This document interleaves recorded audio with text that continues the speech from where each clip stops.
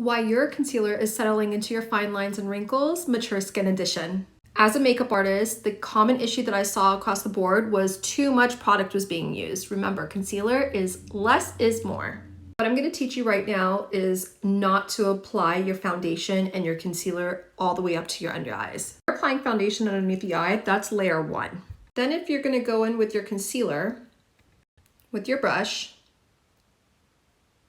coat it, work underneath the eye. This is layer two, okay?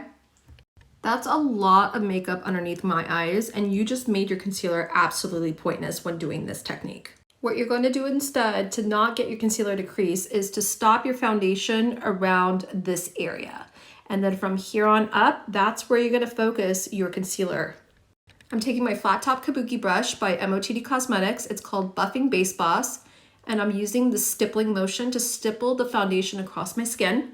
Next step is you're going to take this concealer brush. It's called MOTD 01. It's an angled concealer brush that mimics your ring finger. And you're going to take the concealer, apply it to the back of your hand so it slightly warms up the product, lightly coat the concealer, and then you're going to apply it onto the under eyes.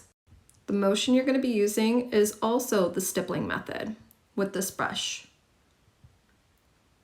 I'm going to zoom you in next so you see the difference underneath my eyes. Here's the first eye that we worked with the foundation and concealer underneath my eyes. You could already see how the product is built up. And then on the other side, just applying concealer underneath the eyes. At the end of the day, concealer will always crease. From our natural smile movements to our body heat, to the weather, to the product longevity, all play a role on how long your concealer will last.